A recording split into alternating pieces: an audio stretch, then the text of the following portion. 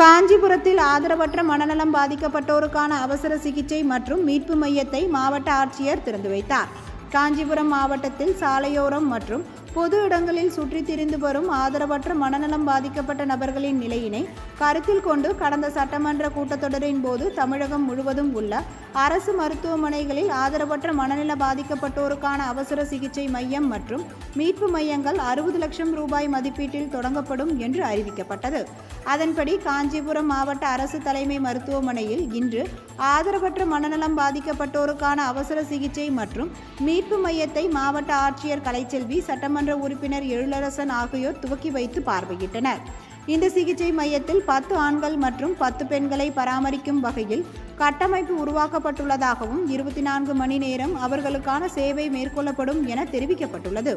இதுகுறித்து சட்டமன்ற உறுப்பினர் எழிலரசன் கூறுகையில், குடும்ப சூழ்நிலை காரணமாக வெளியேறிய நபர்களும் ஆதரவற்ற நபர்களுக்காக இந்த மையம் தொடங்கப்பட்டுள்ளதாகவும், சாலையோரத்தில் சுற்றித் திரியும் ஆதரவற்ற நபர்களை இந்த மையத்தில் சேர்க்க அவசர எண் 104 மற்றும் 14416 ஆகிய எண்களில் தொடர்பு கொள்ளலாம் எனவும் தெரிவித்தார்.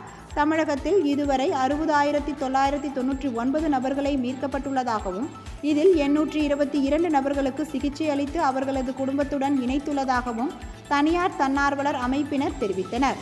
இந்நிகழ்ச்சியில் காஞ்சிபுரம் அரசு மருத்துவமனை இணை இயக்குனர் நளினி, மருத்துவமனை கண்காணிப்பாளர் பாலகிருஷ்ணன் மற்றும் பலர் கலந்து கொண்டனர்.